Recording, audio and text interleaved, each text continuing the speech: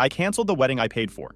After my stepdaughter banned me from her wedding, now they're demanding I pay it back because I'm rich anyway. Hey Reddit, never thought I'd be typing this out, but here we are. My stepdaughter banned me from the wedding I was fully funding, so I canceled everything. Now my wife and her entire family are demanding I reimburse them, because apparently I'm just a walking bank account. Buckle up, because this got ugly fast. I'm Dave, 48M, and I've been married to Linda, 46F, for 12 years. She came into the marriage with a daughter, Amber, who was 10 at the time. I don't have kids of my own, never married before Linda, so I figured I'd do right by this kid who was about to become part of my life. I run a commercial HVAC business. Started from the bottom, apprentice at 19, journeyman by 25, master tech by 30, opened my own shop at 33. Nothing fancy, just solid work that keeps buildings from turning into ovens in Arizona summers. I've got 8 guys working for me now, and we pull in decent money. Not millionaire territory, but comfortable enough that money stopped being a daily stress about 5 years ago. Linda worked retail management when we met. Nice woman, down to earth, or so I thought. Her ex-husband had bailed when Amber was 6, sent maybe 3 child support checks in 4 years, then disappeared completely. No idea where the guy went. And honestly, neither did Linda. Just ghosted his own kid like she was a rental car he didn't feel like returning. When Linda and I got together, I made it clear I wasn't trying to replace Amber's dad. But I also wasn't going to have to do this stepfather thing. If I was going to be in this kid's life, I was going to be present, reliable, and actually give a dang. Revolutionary concept, apparently. The early years were good. Amber was a quiet kid, kind of shy, liked drawing and watching cooking shows even though she couldn't actually cook anything beyond microwave meals. I taught her how to change a tire, balance a checkbook, and file taxes. Normal life stuff that her bio dad should have taught her, but never bothered to. Those first couple years, I made a real effort. Showed up to her middle school band concerts, even though the 6th grade orchestra sounded like cats being strangled. Helped her with math homework at the kitchen table when Linda was working late shifts. Built her a bookshelf for her room, because she'd started collecting manga, and needed somewhere to put it all. Little things that add up over time. When she turned 13, we had this whole awkward phase where she didn't want a stepdad hanging around. Normal teenager stuff, I guess. But I kept showing up anyway. Drove her to soccer practice twice a week without complaining. Taught her how to parallel park in empty parking lots on Sunday mornings. Fixed her laptop when it crashed right before a big school project was due. I paid for her braces, $3,000 over 2 years. Covered her car insurance when she turned 16. Bought her first car, a used Honda Civic with 60,000 miles that ran perfectly because I went over every inch of it myself. Spent a whole Saturday going through the vehicle history, checking the transmission, making sure the timing belt had been replaced. When she wanted to join the volleyball team but Linda couldn't afford the fees and equipment, I handled it without making it a big deal. Her senior year, I sat through every parent-teacher conference, showed up to her volleyball games when I could, and helped her fill out college applications. Must have reviewed her entrance essay 15 times, helping her polish it until it actually sounded like something a college admissions officer would want to read. When she got accepted to State University, I told her I'd cover tuition and books if she maintained a 3.0 GPA and worked part-time to cover her other expenses. Seemed fair. I'd invest in her education, she'd invest in her work ethic, she agreed. For 4 years, I wrote checks for tuition, bought textbooks that cost more than my first car payment, and never once made her feel like she owed me. Because she didn't. That's what parents do. Even the step variety. College was actually good for Amber. She found her groove, made friends, seemed happier than she'd been in high school. I'd get updates from Linda about her joining study groups and getting decent grades. Every semester when the tuition bill came, I'd write the check without hesitation. When her laptop died sophomore year, I replaced it. When her car needed major repairs junior year, I covered it. That's just what you do for family. She'd come home for breaks and actually seemed excited to see us. Would tell stories about her classes, her roommates, the campus activities she was involved with. Started volunteering at a local food bank, which I thought showed real character. For a while there, I actually felt like all the investment was paying off. She was becoming a solid young adult. During college, Amber dated a few guys. Normal college relationships that lasted a semester or two before fizzling out. There was the pre-med student who turned out to be failing half his classes. The guy from her economics course who dumped her over text after 3 weeks. The typical college romance stuff that everyone goes through. Nothing serious, nothing that lasted. Then senior year, she met Brett. Brett was something. 26 years old, working as a marketing consultant, which apparently meant he ran social media accounts for local businesses from a laptop at various coffee shops. The guy had one of those carefully groomed beards and wore athleisure everywhere, like he was constantly heading to or from the gym, though I never actually saw evidence he worked out. First time Amber brought him to dinner, I tried to keep an open mind. Linda was already gushing about how charming he was, how well-spoken, how ambitious. I watched him spend 10 minutes explaining his brand philosophy and content strategy, like he was running Apple instead of posting photos on Instagram for a used car dealership. First time I met Brett, he tried to give me business advice about my HVAC company, the business I'd built from nothing over 15 years. He suggested I optimize my social media presence and leverage influencer partnerships to disrupt the industry. I asked him how influencer partnerships would help me install a commercial chiller system. He changed the subject. The kid had opinions about everything. Told me my truck was bad for the environment, and I should consider a Tesla. Suggested I was leaving money on the table by not expanding faster. Questioned why I didn't have a receptionist answering phones when I could afford the overhead. All this from a 26-year-old who lived with his parents and drove a beat-up Corolla. But Amber was head over heels, and Linda thought Brett was charming. So I kept my mouth shut and stayed polite. Kid was in love, and pointing out that her boyfriend was basically a professional coffee shop occupant wouldn't help anything. I'd learned that lesson with her previous boyfriends. Criticizing them just made her defensive and pushed her closer to them. They got engaged last Christmas. Brett proposed at some fancy restaurant, got down on one knee, made a whole production of it. According to Amber's breathless retelling, he'd arranged for the staff to bring out champagne and dessert with, "Will you marry me?" written in chocolate. The whole restaurant apparently applauded. Very theatrical, very Instagram-worthy. Amber called us crying happy tears, and Linda spent an hour on the phone squealing with her about wedding plans. I congratulated them and meant it. If Amber was happy, I was happy. Brett called me the next day asking to meet for coffee. Figured he wanted to do the traditional ask permission thing after the fact. We met at one of his usual coffee shop haunts, and he spent 20 minutes talking about his 5-year plan, his career trajectory, and his vision for the future before getting to the point. "I want you to know I'm going to take care of Amber," he said, like he was presenting a business proposal. "We're building something really special here." "That's good to hear," I said. "She's told me so much about you, about how you've supported her all these years. That's really cool, man. Not every guy would step up like that." The way he said it made it sound like I'd done something extraordinary instead of just basic parenting. But I nodded and thanked him. "We're going to need some help with the wedding," he continued. "Amber's got this vision, you know, and I want to make it perfect for her. I was hoping you and Linda might be able to contribute." Contribute. That's always code for pay for everything. "We'll see what we can do," I told him. Then came the planning. Linda and Amber started looking at venues immediately. Before Brett and Amber even set a date, they were touring reception halls and looking at floral arrangements online. Every evening, Linda would sit at the kitchen table with her laptop, scrolling through wedding Pinterest boards and vendor websites.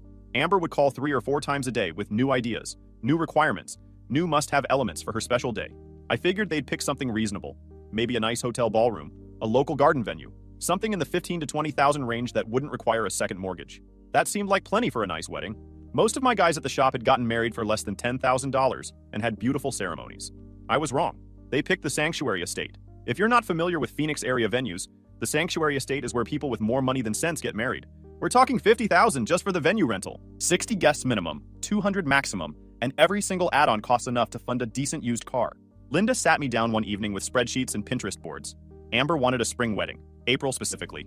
The venue, catering, flowers, photographer, videographer, DJ, and decorations came to roughly $90,000. I nearly choked on my coffee. $90,000? I repeated, making sure I'd heard right. "It's her special day," Linda said, like that justified the price of a luxury sedan. "She's been dreaming about this since she was a little girl. Most little girls dream about being princesses. Doesn't mean I'm buying a castle." Linda's face fell. "I thought you cared about Amber." There it was. The emotional manipulation. If I truly cared, I'd bankrupt myself to fund a wedding that cost more than most people's annual salary. Here's the thing, though. I could afford it. Business was good. I had savings, investments, and the company was profitable. $90,000 would hurt, but it wouldn't destroy me financially. And Amber had been a good kid. She'd kept her grades up, worked part-time like we agreed, graduated on time. She'd held up her end of our arrangement. So I said yes. Linda cried happy tears. Amber came over the next day and hugged me, thanking me repeatedly for making her dreams come true. Brett shook my hand and called me generous, which felt weird coming from a guy who was contributing exactly $0 to this wedding. Over the next few months, I wrote checks. Venue deposit, $15,000. Catering deposit, $12,000. Photographer, $4,000. Florist, $6,000. It added up fast, every week another invoice or deposit request. I started joking with my buddy Jake that I should have just bought Amber a house and called it a wedding gift. Would have been cheaper and actually useful long-term. Jake owns a plumbing business, been married twice, paid for both weddings. He laughed and said I was getting off easy. His second wedding cost $110,000 and ended in divorce 18 months later. "At least Amber appreciates you," he said. "That's worth something." I thought so too. Right up until 3 weeks before the wedding. I was in the shop working on an estimate when Linda called. Her voice had that weird tight quality that meant something bad was coming. "We need to talk about the wedding," she said. "What's wrong? Did the caterer cancel?" "No, nothing like that. It's just, Amber and Brett have been talking, and they've decided they want the wedding to be more intimate. Just close family and friends." "Okay," I said slowly, not seeing the problem yet. "How many people are we cutting from the guest list?" Long pause. "They're cutting some of the extended family. Brett's aunts and uncles, a few cousins, and they're asking that you not attend the ceremony." The air left my lungs. "I'm sorry, what?" "It's nothing personal," Linda said quickly. "They just want it to be blood relatives only. Brett's being very particular about the guest list, and since you're technically not Amber's biological father, I've been her father for 12 years. I know, and she loves you, but this is her wedding day, and she wants it to feel authentic, just immediate family." I sat there in my office chair, staring at the wall where I'd hung Amber's high school graduation photo, the one where she was wearing her cap and gown, holding her diploma, smiling at the camera while I stood next to her, arm around her shoulders. I'm funding this wedding, I said flatly. Every single dollar. And she's uninviting me. She's not uninviting you from the reception. Just the ceremony. You can come to the reception afterward. You'll still be part of the celebration. Linda, I'm paying $90,000 and I'm not allowed to watch her get married. It's not about the money. Then give me one good reason why I can't attend the ceremony. Silence. She's trying to respect Brett's wishes, Linda finally said. His parents are very traditional. They believe weddings should be for blood family only. And what do you believe? More silence. That's when I knew. Linda wasn't fighting for me. She wasn't telling Amber this was wrong, or standing up for the man who'd raised her daughter for over a decade. She was calling to deliver the message, and expected me to accept it. I need to think about this, I said. Dave, please don't make this difficult. It's just one ceremony. You'll still be at the reception, and that's where all the fun happens anyway. I hung up without responding. Sat there in my office for maybe 20 minutes, just processing. Then I pulled out my phone and started making calls. First call was to the venue. Explained I was the one who'd paid all the deposits, and wanted to confirm their cancellation policy. The event coordinator, a woman named Patricia, who I'd worked with on all the arrangements, sounded confused. Are you canceling the wedding, Mr. Harrison? Just checking my options. What's the cancellation policy 3 weeks out? You'd forfeit the deposits, but we'd refund anything beyond that. However, I should mention that the bride recently contacted us requesting changes to the guest list. She wanted to remove your name from the ceremony attendance, but keep you listed for the reception. She did she? Yes, sir. We found it unusual since you're listed as the primary payer on all the contracts. Interesting. So this wasn't a sudden decision. Amber had already started making changes without telling me. I'll be in touch, I said, and ended the call. Next call was to the caterer. Same story. Amber had contacted them about modifying the guest count and requested I be removed from the ceremony seating chart. The caterer had flagged it because my name was on the contract. Third call was to the photographer. Amber had specifically requested that no photos be taken of me during the ceremony, since I wouldn't be in attendance. The photographer had found this odd, but noted the request. This wasn't Brett's parents being traditional. This was Amber actively erasing me from her wedding while still expecting me to fund it. I made one more call, to Jake. Tell me I'm not crazy, I said after explaining the situation. You're not crazy, you're getting screwed. What are you going to do? I'm going to cancel everything. Everything? Every single thing? Jake was quiet for a moment. You sure about this? That's gonna cause some serious drama. I've been paying for a wedding I'm not invited to. How much worse can the drama get? Fair point. Need backup? Nah, but thanks. I spent the next 2 hours on the phone, called every vendor, explained I was exercising my right as the primary payer to cancel services, and asked about refund timelines. Some were sympathetic, some were annoyed. All of them processed the cancellations because my name was on every single contract. The venue couldn't refund the deposit, but everything else came back. The caterer kept their deposit, but refunded the remaining balance. The photographer was actually cool about it. She'd sensed something was off and refunded everything including the deposit after I explained the situation. The florist, DJ, and everyone else followed suit. By the end of the day, I'd recovered about $70,000 of the $90,000 I'd put in. The remaining $20 grand was gone. But considering I was saving myself from funding a wedding I wasn't allowed to attend, it felt like a bargain. Then I waited. Linda called around 6 that evening, which meant Amber had started getting cancellation notifications from vendors. What did you do? Linda's voice was shaking. I canceled the wedding. You what? I canceled the wedding I was paying for. The one I'm not invited to. You can't do that. The wedding is in 3 weeks. I can and I did. My name is on every contract. I'm the one who paid the deposits. And I'm not funding a wedding I'm not allowed to attend. Linda started yelling. Something about how I was ruining Amber's special day over my ego, how I was being petty and vindictive, how I was showing my true colors after all these years. I let her rant until she ran out of steam. Linda, I've spent 12 years raising your daughter. I paid for her braces, her car, her college. I treated her like my own kid because that's what you do when you love someone. And now she's telling me I'm not good enough to watch her get married because I'm not blood family. So no, I'm not paying for that. She was just trying to respect Brett's family traditions. Then Brett's family can pay for those traditions. They want a blood relatives only wedding? Great. They can fund it. I hung up before she could respond. The house was silent when I got home. Linda was in the bedroom with the door locked. I made dinner, ate alone, and watched a baseball game in the living room like it was any other Tuesday evening. Around 9, my phone started blowing up. First Amber, then Linda's sister, then Amber's friends, then people I'd never even met. All of them telling me what a horrible person I was for sabotaging Amber's wedding. One of Amber's bridesmaids actually texted, "How can you do this to her? She's been planning this for months." I responded, "She spent those months planning a wedding she didn't want me at. I just stopped funding it." The bridesmaid didn't reply. Around 10, Amber called. I answered. "How could you do this to me?" She was crying. "You're ruining my wedding." "I'm not ruining anything, Amber. I'm just not paying for something I'm not invited to. You're invited to the reception, but not the ceremony. Not the actual wedding. Just the party afterward where I get to write checks and smile for photos like a prop. It's not like that." "Then explain it to me." Explain how it makes sense to ban me from watching you get married after I paid for everything. She couldn't. Started crying harder, saying it wasn't fair, that she'd already sent out invitations, that all her friends were expecting this amazing wedding. You can still have it, I said calmly. Just ask Brett's parents to pay for it, since they're the ones who wanted this blood relatives only policy. They can't afford it. Then I guess you'll need to pick a more affordable option. I hate you! She screamed it so loud I had to pull the phone away from my ear. I hate you and I never want to see you again. Okay, I said, and hung up. Linda came out of the bedroom then, looking like she'd been crying for hours. Are you happy now? She asked. You've destroyed our daughter's wedding. She's your daughter, not ours. She made that very clear. That's not what she meant. That's exactly what she meant.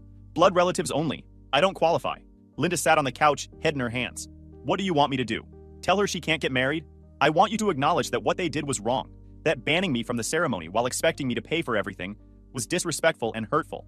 I want you to stand up for your husband instead of making excuses for your daughter. She looked up at me with tears streaming down her face. She's my baby. I can't take sides against her. You already took sides, just not mine. I went to the guest room and slept there. Haven't been back to the master bedroom since. The next few days were chaos. Amber and Brett were scrambling to either rebook everything for the original date or postpone. Problem was they had no money. Brett worked his coffee shop laptop gig. Amber made maybe $30,000 a year as a junior accountant. Combined, they could afford a backyard barbecue, not a sanctuary estate wedding. They started a GoFundMe. The description was masterful. Talked about how their family situation had changed unexpectedly, and they were trying to salvage their special day. Made it sound like someone had died, not like they'd screwed over the person funding their wedding. The GoFundMe raised $1,100, most of it from people who didn't know the full story. Linda's family started calling me. Her sister demanded I fix this and restore the wedding. Her mother left a voicemail about family loyalty. Her brother sent a text calling me selfish. I didn't respond to any of them. Jake came by the shop with food and told me the neighborhood gossip chain was going crazy. Linda's sister had been telling everyone I'd canceled Amber's wedding because I was jealous of Brett. Jealous? I asked. Of what? His laptop? Jake laughed. According to Carol, you're threatened by Brett's success and couldn't stand not being the center of attention. Brett lives with his parents and drives a 2009 Corolla with a cracked windshield. What success am I supposed to be threatened by? The narrative kept spreading, though. I was the villain who'd sabotaged a young couple's wedding out of spite. The fact that they'd uninvited me from the ceremony never made it into the story, just that I'd cruelly withdrawn funding at the last minute. 2 weeks before the original wedding date, Amber and Brett showed up at my shop. I was in the back working on an estimate when my secretary buzzed me that they were in the waiting room. I made them wait 15 minutes on purpose. Let them sit in those uncomfortable plastic chairs while I finished my work. Then I walked out, still in my work clothes, and looked at them. Amber's eyes were red. Brett looked uncomfortable. Both of them seemed smaller somehow. We'd like to talk, Amber said quietly. So talk. Maybe somewhere private? I led them back to my office, didn't offer them seats, and leaned against my desk with my arms crossed. Classic power move that I'd learned from years of negotiating with contractors. Make them stand, make them uncomfortable, maintain the high ground. They stood there awkwardly, both fidgeting, clearly not used to being in a position where they weren't in control. Amber started crying immediately. I'm so sorry. I never meant to hurt you. Brett's parents put so much pressure on us about the wedding being family only, and I just wanted to keep everyone happy by making me the exception. It wasn't like that. Then what was it like, Amber? She wiped her eyes, smearing her mascara. They have this tradition.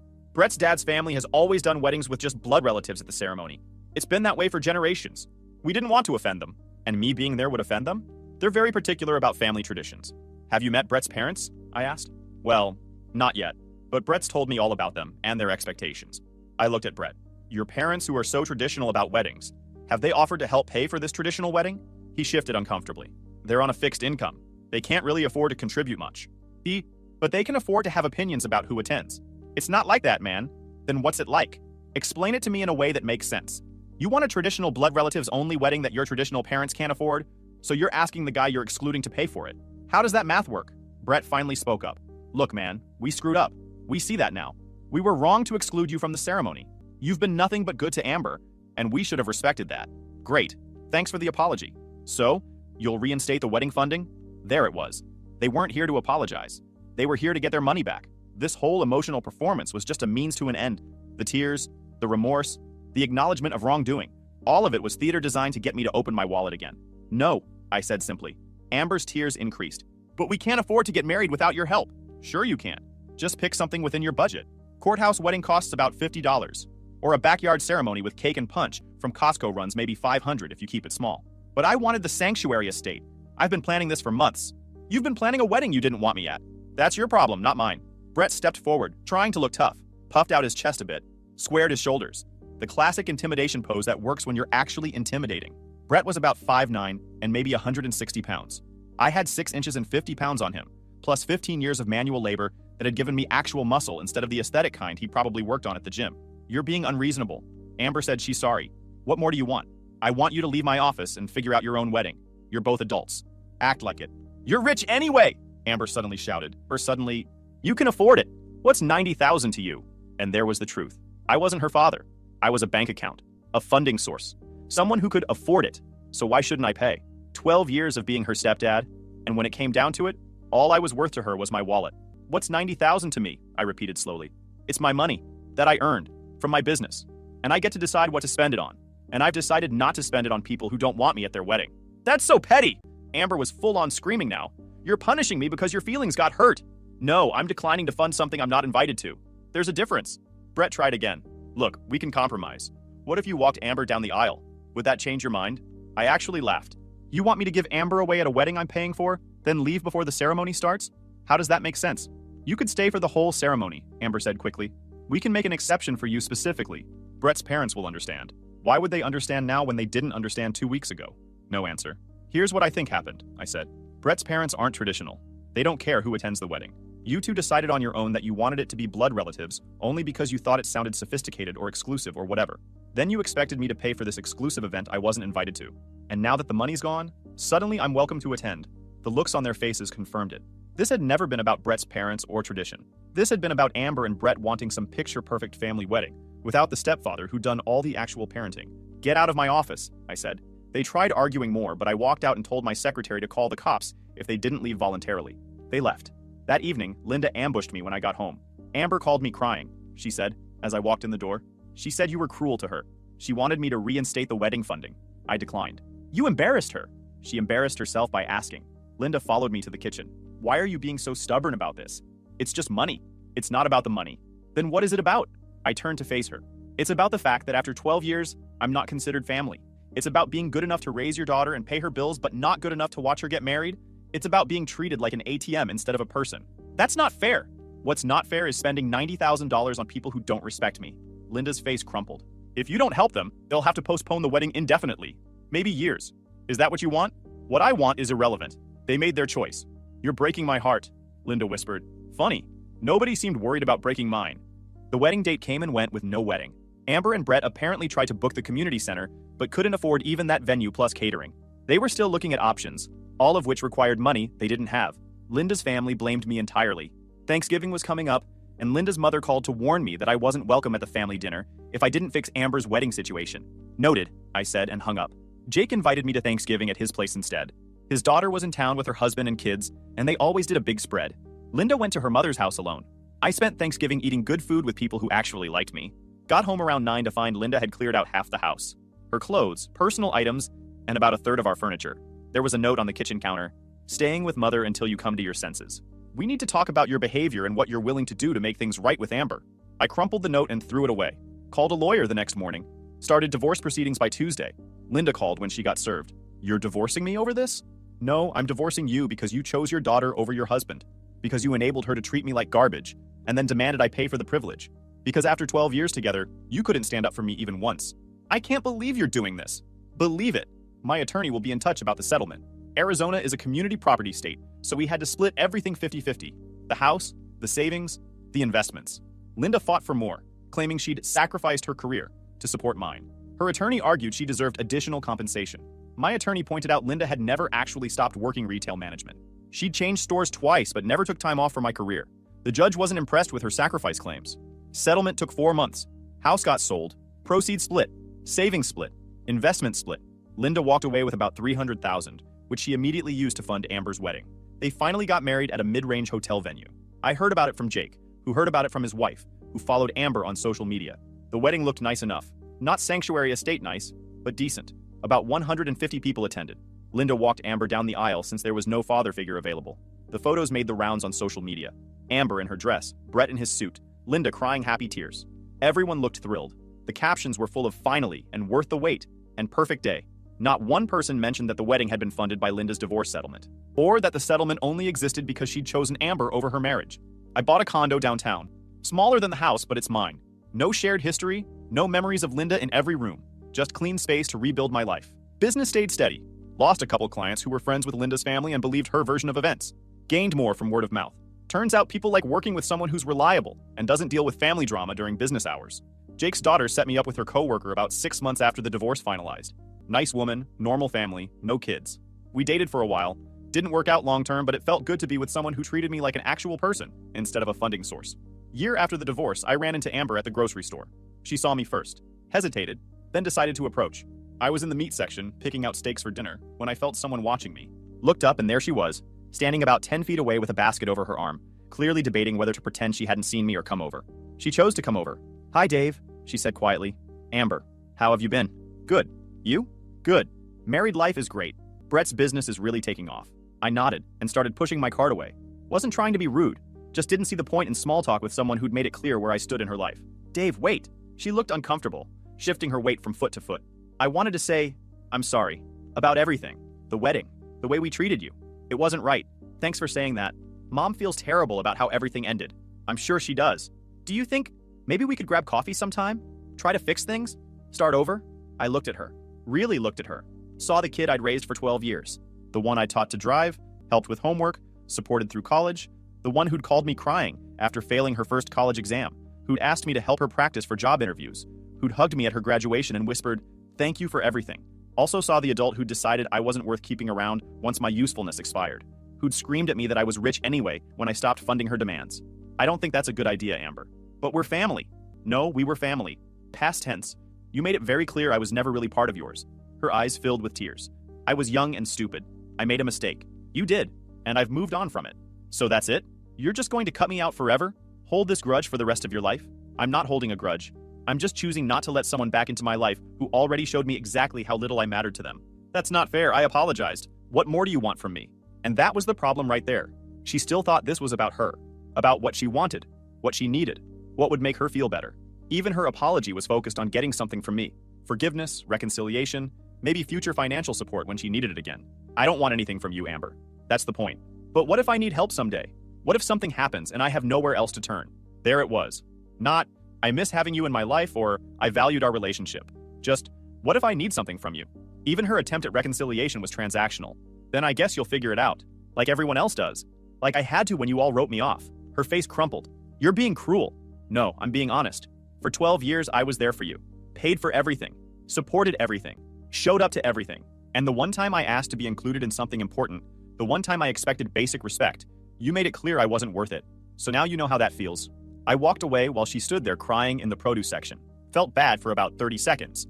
Then remembered standing in my office 3 weeks before her wedding, listening to her scream about how I was rich anyway. So what did the money matter? Remembered the text from Linda on my wedding day. Remembered 12 years of raising someone else's kid like my own, only to discover I'd never been anything more than a convenient checkbook. Linda tried reaching out a few times.